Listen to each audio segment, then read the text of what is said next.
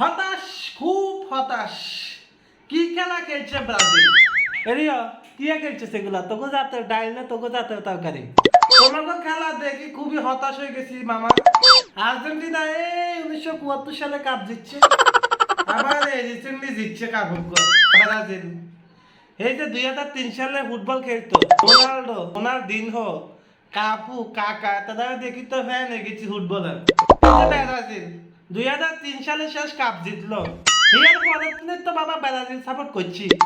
এখন তোমরা যে নাতিরা সব বুড়াগুলো অবসর লইবে পরে যে তোমরা কাপ না জিতবে শপথ করছো, তো আমরা যারা ভক্ত আছে হাতে কি আর সাত দোয়ানে যাইলে ঘুমাতে উঠলে ফেসবুকে তো বেজ্জতির আর শেষ নাই।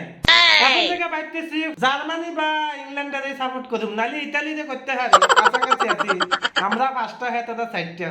এদিকে মেসিও তো অবসর নিলে আবার মনে হয় আর্জেন্টিনা 20 বছর লাগবে কাপ জিততে। কি এখন আর্জেন্টিনার একই দশাই হইব, যেহেতু মেসি একবার কাপ জিতছে টানি টনি, তো হ্যাঁ তো দেখা যাবে বুড়া অবসর লইব, হ্যাঁ ফলে অতটা 20-30 বছর হলে কাপের কথা ভুলে যাইব।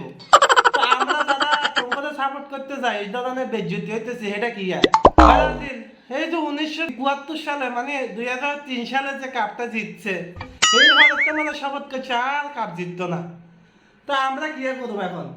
আমরা কি জার্সি খুলে রাখে দিমনি তোমরা আবার কবে কাপ জিতবা, এরপরে আমরা আবার তোমাকে নাচুন বেজ্জতিটা নিতে পারতেছি না গো। তোমাদের খেলার উপর এখন কোনো ভরসা নাই। আমি নিজে কি করছি, রাত্রি ঘুমাই গেছি, জানতাম তোমরা সকালে উঠে হতাশ করবে, খেলা তো বুঝা দেখি নাই। যখন উঠছি তোমাকে যে রেজাল্ট দেখছি, রেজাল্ট এক মন ভরে গেছে। এরপরে ভিডিওটা দেখছি তোমরা কেন পেনাল্টি মারে, ইরে বাবা রে, এলিসন দেখাতে দেখি মনে হয় যে হাতে মাত্র গোলকিপিং প্র্যাকটিস করতেছে।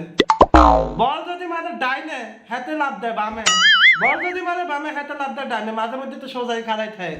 আমার তো মনে হয় এলিসন দেখাতে যে বাদ দি পেনাল্টির সময় বাংলাদেশের তো নৌকা গোলকিপার নিতে হইব পেনাল্টি বাঁচাইব, নাহলে তো আজীবন আর ফাইনালে কাপ জিতে হইতো না, ফাইনালে উঠো হইতো না। তো তোমাদের খেলা দেখতাম না, তোমরা হতাশ করতেছো, আগামীতেও করবে এটা জানি। এখন তোমাকে খেলার টাইমে ঘুম যাই, তোমরা তোমাকে মতো থাকো, তোমাকে সাপোর্ট করার খেতারে ঘুরি। টাটা, বাই বাই, তোমাকে লগে আর আমরা নাই।